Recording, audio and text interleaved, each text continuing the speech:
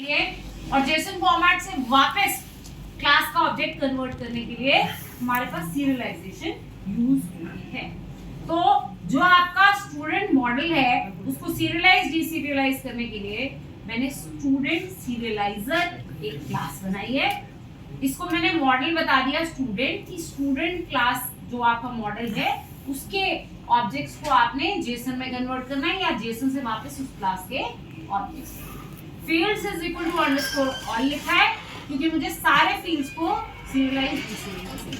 Otherwise अगर सारे ना करने हो तो आप अल्टरनेटिवली ऐसे लिखेंगे फील्ड्स इज इक्वल टू यहाँ पे लिस्ट ऑफ फील्ड्स, 2 3 4 जो भी फील्ड्स है उन फील्ड्स की लिस्ट। जैसे टेबल में 50 कॉलम्स हैं और आपने एपीआई में 5-7 एक्सपोज कराने तो आप यहाँ पे फील्ड्स इज इक्वल टू उन 5-7 फील्ड्स की लिस्ट। ठीक है, मेरे तो टेबल में कॉलम ही 3 है तो इसके मैं ऑल इतना काम देगा। अब मुझे बनाने हैं API and points. And points के लिए मुझे क्या करना पड़ेगा, व्यूज। ठीक है, व्यू तक पहुंचने के लिए पहले मुझे क्या करनी पड़ेगी, यूआरएल राउटिंग। तो सबसे पहले हम अपने प्रोजेक्ट की urls.py फाइल में जाएंगे। प्रोजेक्ट की urls.py से इंक्लूड, यहां मैंने बोला पाथ, ब्लैंक पाथ पे क्या इंक्लूड करा ले, स्टूडेंट्स ऐप डॉट यूआरएल्स। ठीक है, ताकि ब्लैंक यूआरएल देने पे आपकी स्टूडेंट्स ऐप जो है उस ऐप की urls.py फाइल चलिए। ठीक है, ठीक है इतना। अब इसके बाद नेक्स्ट स्टेप आपने करना है, आपने अपनी ऐप के अंदर urls.py फाइल बनानी। ऐप के अंदर गए, स्टूडेंट्स ऐप के अंदर urls.py फाइल बनाई। फाइल का स्ट्रक्चर तो कुछ ऐसा ही होता है, कोड इसमें अलग लिख दिया जाएगा। तो यहां मैंने लिखा, नाम क्या लिखते हैं, किस पाथ पे किस व्यू पे जाना है। तो path is equal to blank, blank path पे कौन सा व्यू खुले, स्टूडेंट्स व्यू, स्टूडेंट्स नाम का एक ये व्यू मुझे जो आपकी views.py फाइल है उसमें बना। From dot views import students, views में मुझे स्टूडेंट्स नाम का view, from dot views import.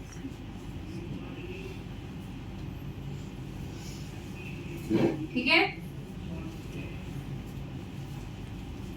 Clear है।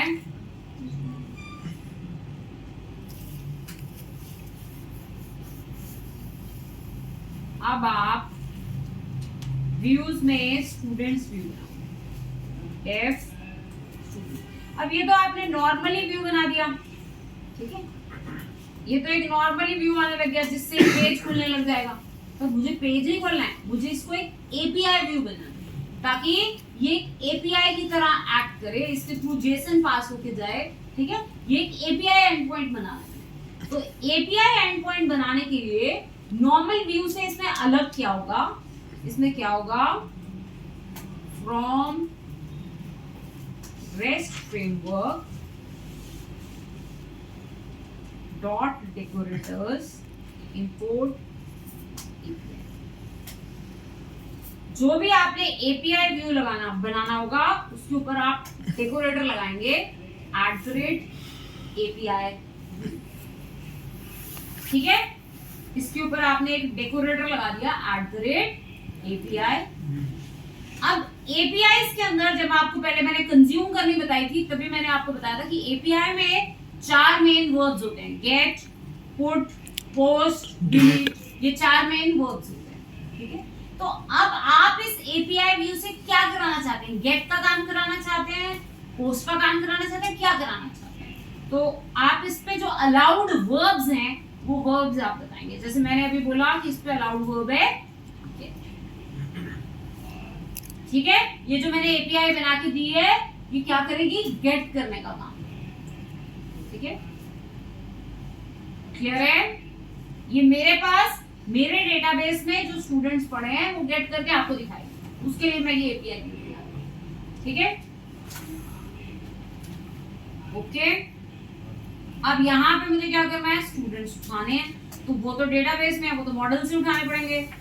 From dot models import student नाम का आपका जो मॉडल है, students is equal to student dot objects dot all. सारे स्टूडेंट्स उठा लिए, सारे के सारे स्टूडेंट्स आपने। अब एपीआई में ऐसे क्लास के ऑब्जेक्ट्स थोड़ी भेजते हैं, एपीआई में तो क्या भेजते हैं? जेसन भेजते हैं। तो मुझे क्या करना पड़ेगा? इनको सीरियलाइज करना पड़ेगा, सीरियलाइज करके भेजना पड़ेगा एपीआई, ठीक है। तो मैं क्या लिखूंगी? रिटर्न, यहाँ पे मुझे रिस्पॉन्स रिटर्न करना है, तो उसके लिए मैंने लिखा from rest framework dot response import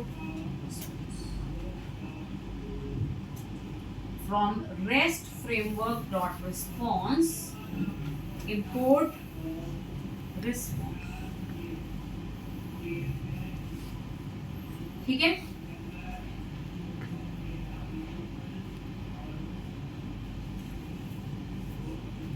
ठीक है, रिटर्न रिस्पॉन्स,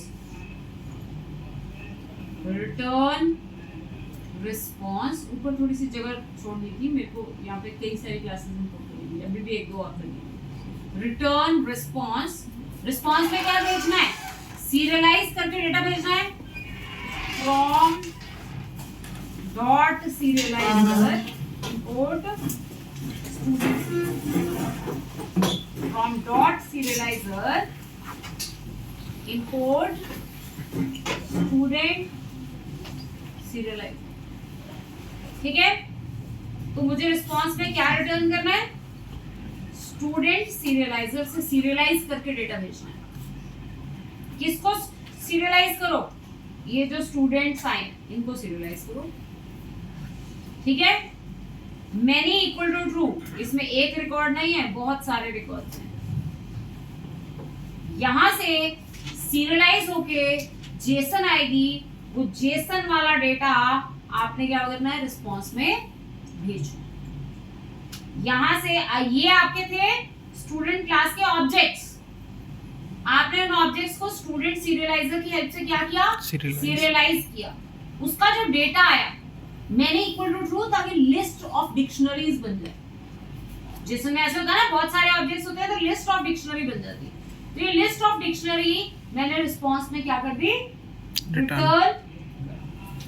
अब एपीआई जब रिस्पॉन्स देती है तो सिर्फ डेटा नहीं देती, जेसन डेटा तो देती जाती है, उसके साथ स्टेटस भी देती है। स्टेटस कोड भी आते हैं ना वहां से, 200 इसका मतलब सक्सेसफुल हो गया, 400 मतलब इनवैलिड रिक्वेस्ट, ऐसे। और मुझे साथ में क्या भेजना पड़ेगा? स्टेटस। तो स्टेटस के लिए from rest framework dot status import from REST framework import status। तो मैंने स्टेटस क्या भेज दिया? Status is equal to status dot 200 successfully मैंने स्टूडेंट्स फैच करके दे दिए, तो मैंने स्टेटस भेज दिया 200। ये मेरा एक एपीआई व्यू बन गया, ठीक है। अब मैंने इसे चलाना है, CD का नाम क्या है? myprj python manage.py run server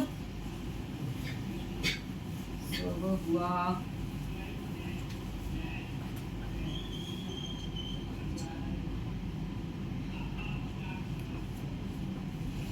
पे गए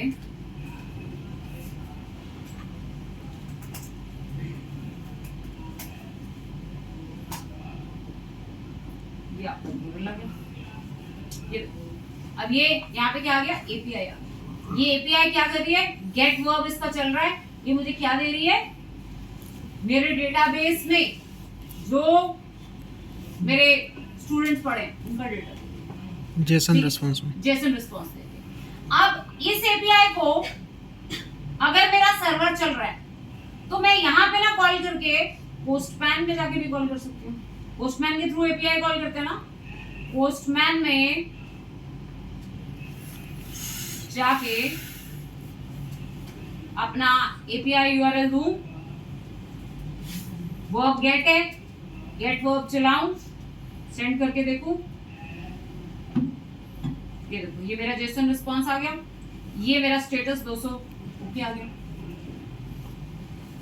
अगर मैं इस एप्लीकेशन को डिप्लॉय कर दूं तो मैं इसको कहीं से भी कॉल करूं दुनिया से। मेरा डेटाबेस मेरे पास, कोई भी अपनी मशीन से इसे कॉल करेगा उसको मैं ये डेटा मिलेगा। पर तब जब मैं अब इसको डिप्लॉय करूं, अभी तो ये लोकल सर्वर पे है, ठीक है। ये मैंने पहली अपनी एपीआई बनाई। अभी इसमें मैंने सिर्फ बनाया गेट। ये मुझे सिर्फ क्या करके दे रही है मेरे डेटाबेस में जो स्टूडेंट्स हैं वो गेट करके दे रही है। जैसे मैंने अभी आपको थोड़े दिन पहले एक एपीआई कॉल करके दिखाई थी जो क्या दे रही थी वेदर दिखाने वाली एपीआई बताई थी। उसमें तो पैरामीटर था, कई में पैरामीटर नहीं था। जैसे लिस्ट ऑफ मूवीज दिखा रही थी, ऐसी एपीआई दिखाई थी ना। तो वो बेसिकली क्या कर रही थी ऐसे ही अपने डेटाबेस में से डेटा उठा रही थी, जेसन में कन्वर्ट करके वो भेज रही थी। जब आप एपीआई के एंड पॉइंट, इसको कहते हैं एंड पॉइंट, इसको कहते हैं एंड पॉइंट। जब आप एपीआई के एंड पॉइंट को हिट करते हो तो वो डेटा आपके पास, बस उनकी एपीआई डिप्लॉयड है तो मैं किसी भी मशीन से बैठ के उनको कॉल कर सकती हूँ क्योंकि वो सर्वर पे पड़ी है। मेरे को अभी अपनी एपीआई को क्या करना पड़ेगा डिप्लॉय। ठीक है, क्लियर है। और ये होते हैं एपीआई के वर्ब्स। ये बहुत इंपॉर्टेंट होता है। अगर मैं इसको पोस्ट पे चलाऊं अभी तो गड़बड़ होगी। मेथड पोस्ट नॉट अलाउड क्योंकि मैंने तो सिर्फ एपीआई वर्ब कौन सा बनाया गेट बनाया, पोस्ट तो मैंने बनाया नहीं। ठीक है, अब ये सब आपको पता कहां से चलता है, ये सब 405 एरर स्टेटस आ गया ना, मेथड नॉट अवेलेबल। ठीक है, ये सब क्या होता है कि हम इसकी इसमें एक चीज होती है स्वैगर, इसमें नहीं होती बाय डिफॉल्ट। फास्ट एपीआई में अपने आप होती है। फास्ट एपीआई में ऑटो डॉक्यूमेंटेशन भी हो जाती है क्योंकि जब आप एपीआई देते हो ना तो एपीआई के साथ सबसे इंपॉर्टेंट चीज होती है डॉक्यूमेंटेशन। एपीआई की होनी चाहिए डॉक्यूमेंटेशन, ताकि क्योंकि मैं किसी की एपीआई को यूज करती थी तो मेरे को डॉक्यूमेंटेशन से पता चलता था ना कि ये एंड पॉइंट है, ऐसा पैरामीटर्स चाहिए, रिस्पांस मेरे को ऐसा आने वाला है, तभी मैं उसके अकॉर्डिंगली अपने फ्रंट एंड पे उसको दिखाने का इंतजाम करूंगी ना। ठीक है, फास्ट एपीआई में ये प्लस पॉइंट है। फास्ट एपीआई क्या करती है ऑटो डॉक्यूमेंटेशन करती है। यहाँ पे Django REST फ्रेमवर्क में ऑटो डॉक्यूमेंटेशन, ठीक है, वहां पे स्वैगर में आपको पूरी डॉक्यूमेंटेशन दिखने लग जाती है ऑटोमेटिकली। यहाँ पे आपको खुद करना पड़ेगा। ठीक है, तो ये मैंने पहला एपीआई एंड पॉइंट बनाया गेट पे। ओके, अब मैं इसी में एक और वर्ब ऐड कर देती हूँ इसी एंड पॉइंट पे। अभी गेट चल रहा है ना, मैं चाहती हूँ कि इस पे पोस्ट भी चले। मैं चाहती हूँ इस पे पोस्ट भी चले, तो मैंने यहाँ पे क्या कर दिया पोस्ट भी वर्ब ऐड। एपीआई व्यू में मैंने सेकंड वर्ब ऐड कर दिया पोस्ट के। पोस्ट क्या करता है नया रिकॉर्ड क्रिएट करता है। गेट होता है फेच करने के लिए, पोस्ट वर्ब होता है सबमिट करने के लिए, नया रिकॉर्ड नया स्टूडेंट क्रिएट करने के लिए। ठीक है, उसके लिए होता है पोस्ट। अब आप यहाँ पे अब गेट चलाऊंगी या पोस्ट चलाऊंगी, एपीआई व्यू एंड पॉइंट तो यही चलेगा। तो यहाँ पे चेक लगाओ if request dot method get है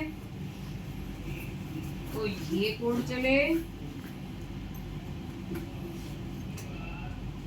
अगर मेथड गेट है तो ये कोड चले,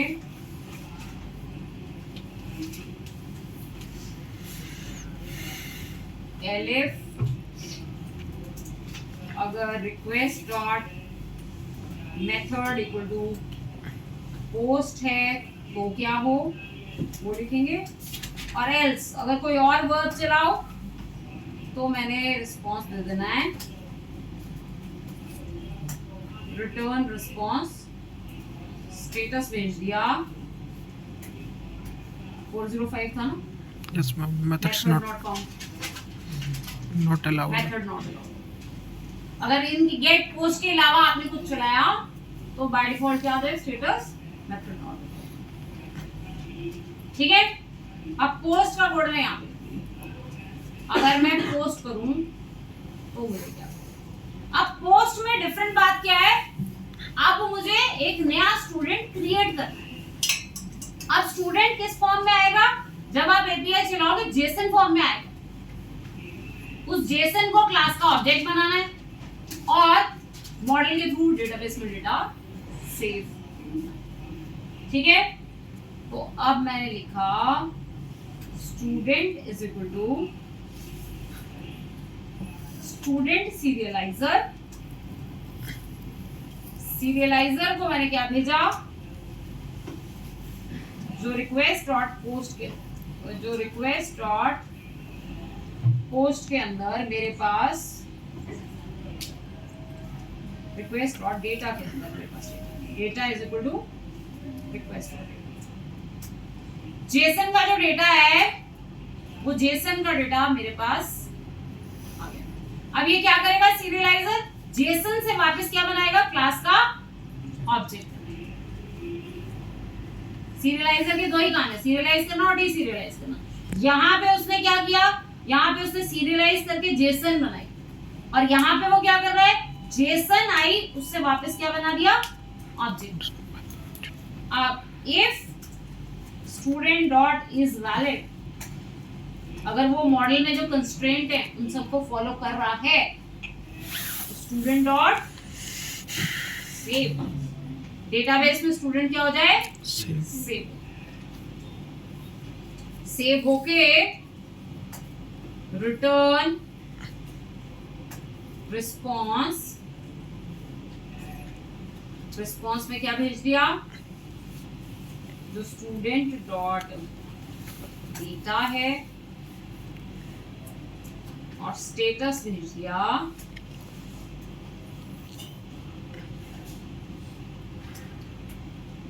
201 क्रिएटेड। क्रिएटेड मतलब नया रिकॉर्ड डल गया। जब आप नया रिकॉर्ड इंसर्ट करते हो, ये स्टेटस कोड फिक्स होते हैं, ये हमारी मर्जी के नहीं है, ये फिक्स होते हैं। नया रिकॉर्ड इंसर्ट करने पे ये स्टेटस चलता है, दूसरे पे ये स्टेटस चलता है। तो मैंने ये स्टेटस चला, ठीक है। इतने से क्या होगा, नया रिकॉर्ड इंसर्ट होने लगता है। पर नया रिकॉर्ड इंसर्ट करने के लिए भेजना पड़ेगा जेसन फॉर्म में, वो थोड़ा ध्यान से, क्योंकि अब आपको जेसन फॉर्म में डेटा पास करना है, ठीक है। कहां से चलाऊं, यहां से चलाऊं, यहां से भी चला सकती हूँ। तो मुझे यहाँ पे लिखना है, यहाँ पे लिख के पोस्ट करना है, या फिर मैं इसको पोस्टमैन से भी चला सकती हूँ, दोनों जगह से चला के दिखा। पर यहाँ पे अब लिखने का फॉर्मेट जेसन होगा, ऐसे जैसे जेसन में ये लिखा है ना, ऐसे ही आपने भेजना है। जेसन में आप अपना डेटा पास करेंगे। आईडी आपने नहीं देना, क्योंकि आईडी तो ऑटो जनरेट कॉलम है। नेम, जो आप यहाँ से नेम इंसर्ट कराना चाहते हैं, स्टूडेंट का नाम, ठीक है, स्टूडेंट का ईमेल एड्रेस,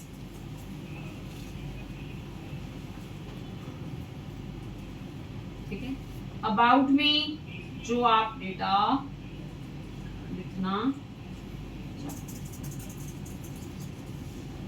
ठीक है, ये आपने डेटा डाला, ठीक है, ऐसे आपने डेटा डाल दिया, पोस्ट किया, code must B 0 to 5 value error. अच्छा, किसी कॉलम में वैल्यू एरर आ रहा है नहीं। एक सेकंड, ये मेरा रिकॉर्ड तो इंसर्ट हो गया, स्टेटस में गड़बड़ क्यों आई? ठीक है,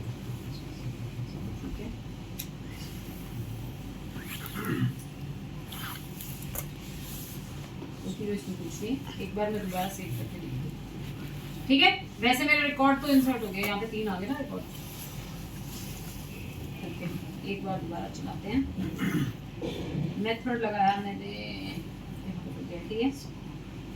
पोस्ट, यहाँ से एक नया रिकॉर्ड मैंने दिया, भेजना जेसन फॉर्म में। यहाँ आईडी हटा दिया, नेम दे दिया, मैंने कोई कंस्ट्रेंट नहीं दिया था।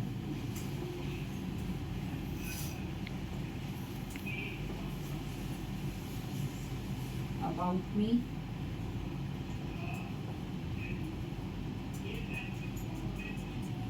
यहाँ से आपने जेसन से डेटा भेजा, पोस्ट किया, HTTP status code must be integer from 0 to 5।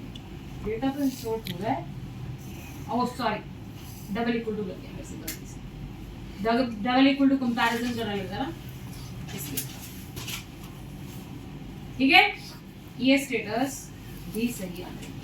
देखो, जब मैं इसे URL को खोलूंगी, ये आ रहा है 4 स्टूडेंट्स यहाँ पे आने लगे।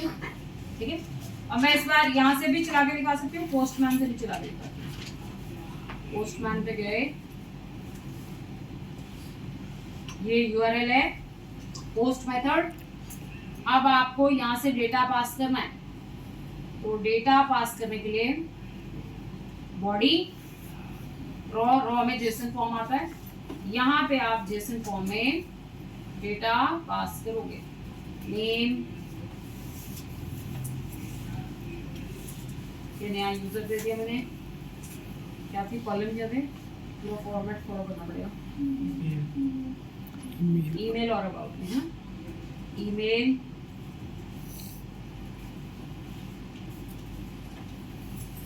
और अबाउट अंडरस्कोर नहीं है, ये अबाउट मी। इसीलिए एपीआईज की डॉक्यूमेंटेशन बहुत जरूरी होती है, क्योंकि उसको कैसे पैरामीटर्स चाहिए, कैसे सब कुछ चाहिए, वो सब आपको नहीं से कुछ होता है।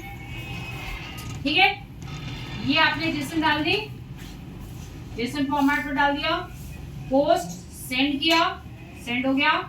ये उसने आपको रिस्पांस में क्या भेज दिया, जो नया रिकॉर्ड इंसर्ट हुआ 201 क्रिएट, नया रिकॉर्ड इंसर्ट हो गया। गेट करके देखो, सेंड, ये सारे के सारे रिकॉर्ड चालू। ठीक है, ये मैंने अपनी एपीआई की में क्या बना दिया, एंड पॉइंट। अभी एक एंड पॉइंट बना है और उस एंड पॉइंट में 2 वर्ब्स। ठीक है, क्लियर है? अब हम जैंगो को फ्रंट एंड बनाने के लिए नहीं यूज कर रहे, कैसे दिखाना है, कहाँ दिखाना है, वो मेरी सिरदर्दी नहीं है। मेरी सिरदर्दी है सिर्फ जो मेरे बैक एंड में डेटा डाला है वो आप तक पहुंचाना, बाकी फ्रंट एंड वाले का काम। कंपनीज में नॉर्मली फुल स्टैक डेवलपर्स भी होते हैं, स्पेशलाइज्ड भी होते हैं, बैक एंड वाले अलग, फ्रंट एंड वाले अलग, फुल स्टैक वाले भी होते हैं। और फ्रंट एंड वाले तो जनरली ज्यादातर अलग रखे जाते हैं, क्योंकि फ्रंट एंड डेवलपर्स का मेजर कंसर्न रहता है कि यूजर को सब कुछ सही आना चाहिए, सारे ब्राउजर्स पे आउटपुट एक जैसी आनी चाहिए। अगर मोबाइल एप्लीकेशन और मोबाइल डिवाइसेस पे आउटपुट एक जैसी, उनका काम वो रहता है कि यूजर की इंटरफेसिंग सही होनी चाहिए, बिजनेस लॉजिक सही होना चाहिए, सही से स्टोरेज होनी चाहिए, जो लॉजिक्स है बिजनेस के वो इम्प्लीमेंट होने चाहिए, वो सब बैक एंड पे तो। ठीक है, क्लियर है?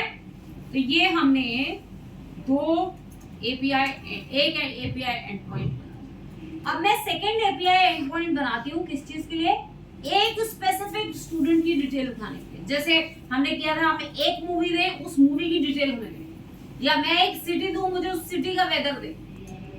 अब मुझे क्या करना है, अपनी एपीआई में एक पैरामीटर लेना है। आप मुझे आईडी, जो कौन से स्टूडेंट का आईडी चाहिए, डिटेल्स चाहिए, मैं उसी की डिटेल्स आपको दूं। ठीक है। तो मैंने एक नया एपीआई व्यू बनाया, एपीआई व्यू। यहां मैंने वर्ब दिए गेट, पुट और डिलीट। आप एक रिकॉर्ड को या तो गेट कर सकते हो, या तो update, put is for update, update कर सकते हो, या फिर डिलीट कर सकते हो। वर्ब्स डिफाइन करिए, गेट, पुट और delete. F student detail, you का नाम।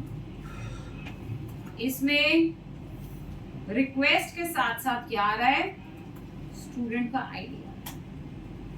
जिस स्टूडेंट की डिटेल दिखानी है उस स्टूडेंट का आईडी पास होगा। इसमें क्या करना है, गेट में उसकी डिटेल दिखानी है, पुट में उसकी डिटेल अपडेट करानी है, डिलीट में स्टूडेंट को डिलीट। ठीक है, पहले गेट ही बनाते हैं। Student is equal to student dot objects dot get. वो स्टूडेंट गेट किया जिसका आईडी इज इक्वल टू ये स्टूडेंट है। इस स्टूडेंट आईडी वाले स्टूडेंट को ही डिटेल को मैंने क्या कर लिया, ठीक है। जो स्टूडेंट आईडी हमने डाला उस स्टूडेंट आईडी वाली डिटेल वाले यूजर को हमने क्या कर लिया, okay. If request dot method equal to, अगर गेट मेथड है तो मैंने क्या करना है, जेसन फॉर्म में ये स्टूडेंट आपको दिखाना है, जेसन भेजनी है स्टूडेंट। तो return response, return response serialised करके भेजनी है। स्टूडेंट सीरियलाइजर क्या पास किया, ये वाला स्टूडेंट, इस स्टूडेंट का सीरियलाइज डेटा पास किया और स्टेटस दे दिया 200। ओके, ये मेथड हो गया एक स्टूडेंट की डिटेल उठा के दिखाने के लिए, एक स्टूडेंट की डिटेल उठा के दिखाने के लिए, ठीक है। पर अब एंड पॉइंट में स्टूडेंट का आईडी पास होके आना चाहिए। स्टूडेंट का आईडी एंड पॉइंट में पास होके आना चाहिए, ठीक है। क्लियर है। अब ये कॉल कैसे होगा, ये तो मैंने एपीआई व्यू बना दिया ना, एंड पॉइंट को कॉल करने के लिए यूआरएल भी राउट करना पड़ेगा। अब मुझे urls.py में जाना है, पाथ दिया मैंने student date slash integer form में क्या आएगा, स्टूडेंट का। मतलब अब ये कैसे कॉल होगा, जो आपका यूआरएल है 127.0.0.1:8000 स्लैश स्टूडेंट डिटेल, और स्टूडेंट डिटेल के बाद स्लैश 1, 2 या 3 जो भी स्टूडेंट का आईडी है, ये स्टूडेंट का आईडी पास करोगे तो ये व्यू कॉल होगा, स्टूडेंट डिटेल व्यू। और जो यूआरएल से आपने स्टूडेंट आईडी भेजा है वो यहाँ पे व्यू में इस एसआईडी में अपने आप आ जाएगा। ध्यान से समझो, सुनो। अब एंड पॉइंट क्या है, अब एंड पॉइंट है जो भी आपकी एप्लीकेशन का यूआरएल है स्लैश स्टूडेंट डिटेल स्लैश, यहाँ पे क्या आएगा, कोई स्टूडेंट का आईडी आएगा और वो इंटीजर फॉर्म में आएगा, ठीक है। जो यहाँ पे एसआईडी में स्टूडेंट आईडी आएगा वो यहाँ पे मैंने क्या कर दिया, पास कर दिया। ये उसी स्टूडेंट की आपको क्या दे देगा, डिटेल फेच करके दे देगा। क्लियर है। ओके, ये मैंने यूआरएल इनपुट बना दिया। ओके, जरा रिफ्रेश करके देखते हैं कैसे चलेगा। Slash student detail slash slash एक सेकंड नाम क्या था STUDET इसी नाम से किया है STUDET spelling mistake STUDET/2 student detail of 2 second student की डिटेल आ गई ठीक है ये सेकंड में ये मेरा अलग एंड पॉइंट बन गया इस एंड पॉइंट को हिट करूंगी तो ये वाला मेरा जो मैंने एपीआई व्यू लिखा है वो चलेगा इस एपीआई व्यू से क्या होगा जो स्टूडेंट आईडी पास हो आएगा उसकी ये डिटेल्स दिखाएगा यहाँ ऑटोमेटिकली वैलिडेशन लगी हुई है कि ये इंटीजर होना चाहिए मैंने यहाँ पे कुछ और लिख दिया एरर आई ठीक है यहाँ पे उसको इंटीजर पैरामीटर चाहिए तो इंटीजर वैल्यू मैंने 1 पास करी 1 की डिटेल आ गई मैंने 4 पास करी 4 की डिटेल्स आ गई अगर मैं कोई ऐसा आईडी दे दूं इंटीजर ही दूं और ऐसा दे दूं जो एग्जिस्ट नहीं करता तो student matching query does not exist मुझे यहाँ पे इफ एल्स लगा के मुझे इसको थोड़ा और अच्छा करना चाहिए ताकि मेरे को ऐसे एरर मैसेज ना आए बल्कि आए नो कंटेंट फाउंड ऐसा कुछ ठीक है क्लियर है ओके इतना मैंने ये बना ये मैंने एपीआई एंडपॉइंट इसको मैं चाहूं तो उसके थ्रू चला सकती हूँ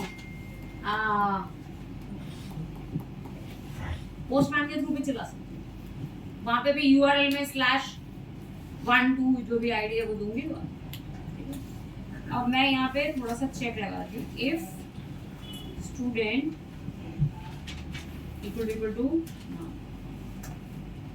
जब नहीं आ रहा होगा तो नन आ रहा होगा ना जो भी आ रहा था अगर मैं कुछ और आईडी दे दूं तो एरर आ रहा था उसको कंट्रोल करने के लिए if student equal to none return response data तो मेरे पास है नहीं डेटा तो मैं पास कर नहीं सकती स्टेटस भेज देती हूँ status is equal to status dot no content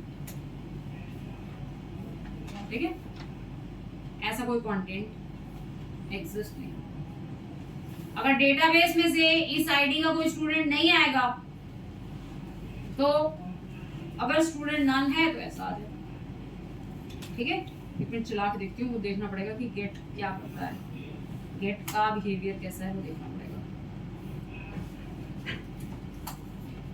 get here यहाँ मैं फिल्टर भी लगा सकती हूँ आई थिंक फिल्टर नहीं देता जब डेटा नहीं होता मुझे इसकी रिटर्न टाइप चेक करनी पड़ेगी एक मिनट यहाँ प्रिंट ही करा लेती हूँ एसटीडी में आ रहा है उसके हिसाब से हैंडल करूँगी ना उसी के हिसाब से हैंडल करूँगी ना जैसे आ रहा होगा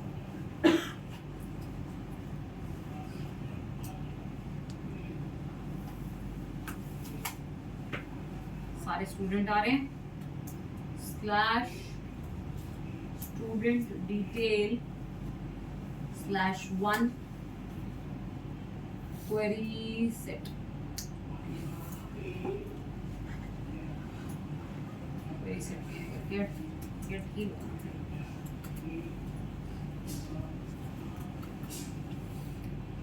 गेट में ही है ठीक है 1 के केस में आया अब देखते हैं सेकंड डाटा कैसे आया अच्छा नाम आ गया है स्टूडेंट का देखते हैं खाली आता है तो क्या आता है /15 एरर कहाँ पे आया self dot model does not exist does not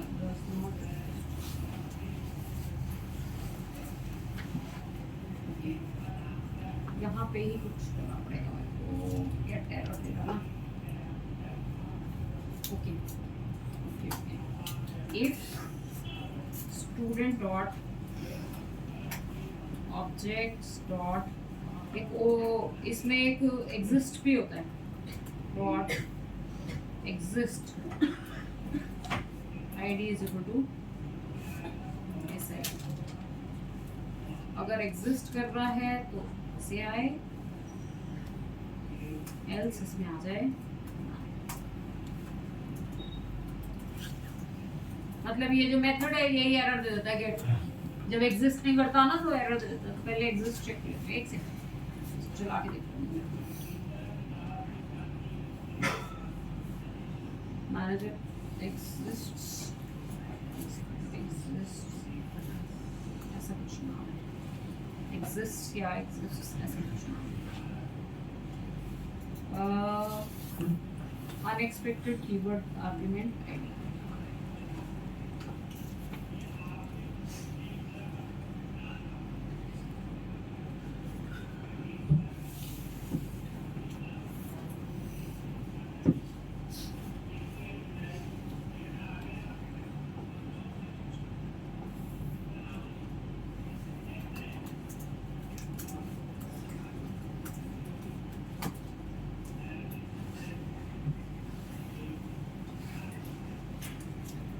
One dot objects dot filter and then access ऐसे dot filter then access filter में condition होगी ID is equal to Yes. अब चलना चाहिए dot ठीक है। H204 no one. बेसिकली मैंने क्या किया, सबसे पहले चेक किया student dot objects dot filter ID is equal to SID. क्या इस आईडी वाला स्टूडेंट एग्जिस्ट कर रहा है?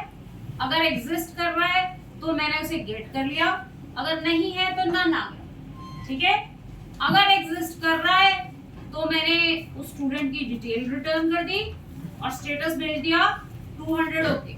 अगर एग्जिस्ट नहीं कर रहा तो मैंने स्टूडेंट स्टेटस भेज दिया 204 नो फन। एक्सेप्शंस को हैंडल करना, एज केसेस को हैंडल करना एपीआई एंडपॉइंट्स बनाते समय बहुत मस्ट होता है, क्योंकि आप अपनी एपीआई बना के किसी को बेच रहे हो, कोई आपकी एपीआई को कॉल करेगा, अब कॉल करते समय उसने कुछ वो गलत दे दिया तो उसका ब्रेक नहीं होना चाहिए ना एपीआई। एपीआई से रिस्पांस तो जाना ही चाहिए ना, तो वो रिस्पांस कंसिस्टेंट जाए, इसलिए आपको सारे एज केसेस को एपीआई में हमेशा कवर करना।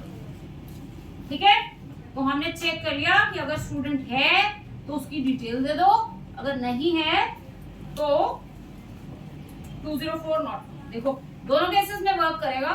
मैं यहाँ पे स्टूडेंट नंबर 4 दे दूं तो ये मुझे बिल्कुल 4 की डिटेल्स दे रहा है। मैं कोई ऐसा स्टूडेंट दे दूं जो एग्जिस्ट नहीं करता तो ये मुझे क्या दे रहा है, स्टेटस 204 नो पहुंच। इसका मतलब ये मेरा वैलिड यूजर नहीं, क्योंकि जो फ्रंट एंड पे दिखा रहा है वो इन्हीं स्टेटस की हेल्प से तो अपने आप दिखाएगा ना कि अगर स्टेटस ये आया तो वो मैसेज दे देगा कि ऐसा कोई यूजर एग्जिस्ट नहीं करता, वो उस हिसाब से हैंडल। ठीक है, ये मैंने बनाया गेट वाला सेक्शन।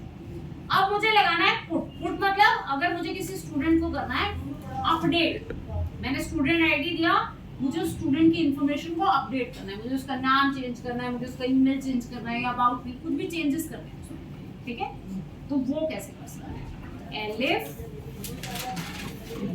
अगर request dot method equal to put है, अगर request dot method equal to put है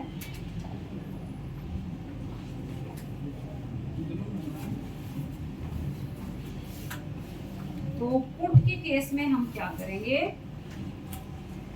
std इज इक्वल टू, और आप ये वाली चीज जो है इसको ना इस इफ में ना लगा के पहले ही कर सकते हो कि स्टार्टिंग में ही, इससे पहले कि गेट पुट या डिलीट चले, सबसे पहले ही अगर वो एग्जिस्ट नहीं करता ना यूजर तो पहले से ही यहाँ से रिस्पॉन्स चला जाए कि नॉट फाउंड। इसको ज्यादा बेटर करने के लिए ये वाला जो मैंने कोड लिखा है ना, इसको आप यहाँ ऊपर कर लो ताकि गेट पुट डिलीट सब केसेस में ये चले। कभी भी अगर यूजर एग्जिस्ट ना कर रहा हो तो वो आगे आए ही ना, पहले ही रिस्पॉन्स चला जाए कि नॉट फाउंड। ठीक है, मुझे पुट में स्पेशली चेक नहीं लगाना पड़ेगा कि यूजर एग्जिस्ट कर रहा हो तभी काम करे। ठीक है, अब std is equal to student serializer कौन से स्टूडेंट पे? जो एसटीडी में स्टूडेंट आया है, या इसको नया नाम दे दो, student is equal to student serializer. जो एसटीडी पे स्टूडेंट आया है, इस पे डेटा क्या डाल दो? जो रिक्वेस्ट वाले, मतलब इस करंट स्टूडेंट पे जो आप डेटाबेस में से ऊपर फेच करके लाए हो, इस स्टूडेंट पे क्या डाल दो? जो रिक्वेस्ट डॉट डेटा से नया डेटा है, वो नया डेटा आपने डाल दिया। If student dot is valid, अगर सही है तो सेव कर दो। इससे क्या हो जाएगा? डेटाबेस में डेटा अपडेट हो जाएगा। यहाँ पे सेम ही मेथड होता है अपडेट के लिए भी। अगर एग्जिस्ट कर रहा हो सेव करो तो अपडेट हो जाता है, अगर एग्जिस्ट नहीं कर रहा हो सेव करो तो नया क्रिएट होता है। ठीक है, तो यहाँ पे मैंने क्या किया, एक मिनट समझो फ्लो की ये कैसे काम करेगा। सबसे पहले आपने कोई स्टूडेंट आईडी दिया, मैंने चेक किया कि ये स्टूडेंट आईडी एग्जिस्ट कर रहा है।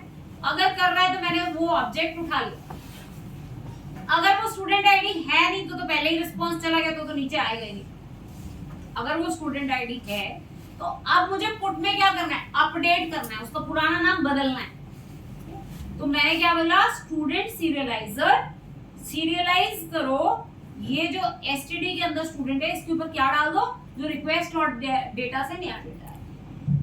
अब अगर ये डेटा वैलिड है तो मॉडल में कर दिया सेव, और सेव करने के बाद रिस्पॉन्स में रिटर्न कर दिया रिटर्न रिस्पॉन्स, रिस्पॉन्स में रिटर्न कर दिया स्टूडेंट डॉट डेटा, और इसके साथ स्टेटस भेज दिया। अपडेटेड का स्टेटस कोड होता है 202 एक्सेप्टेड। इसका मतलब डेटाबेस में डेटा अपडेट। ये कोड चलेगा जब मैं पुट वर्ब लगाऊंगी। जब पुट वर्ब लगाऊंगी तो ये वाला कोड चलेगा। इससे डेटाबेस में स्टूडेंट अपडेट हो जाएगा। ठीक है, चला के दिखाऊंगा एक बार इसको, पोस्टमैन से चला के मैंने किया यहाँ पे पुट। ठीक है, स्टूडेंट आईडी दिया मैंने 2, स्टूडेंट आईडी 2 की डिटेल्स को मुझे क्या करना है? मॉडिफाई करना है। ओके, यहाँ पे स्टूडेंट आईडी 2 का नया नाम जो आपने देना है वो बताओ।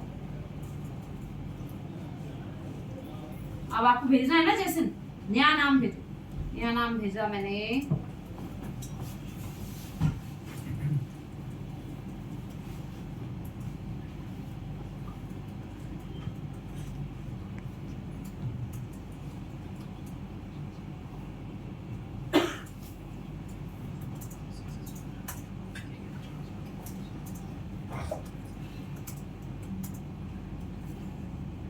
ऐसे कुछ भी डिटेल्स लिखी, सेंड पे क्लिक किया।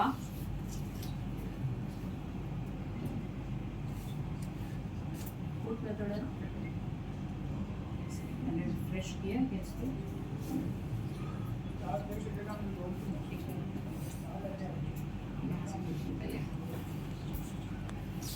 पहले यहाँ से चलाते स्टूडेंट 2, यहाँ से मैंने गेट की जगह को किया पुट। पुट में ये मैंने नई डिटेल डाली। ठीक है, पुट किया, अपडेट हो गया, ये आ गया पुट हो गया। नहीं, आप पहले वाले इसको हिट करो, देखो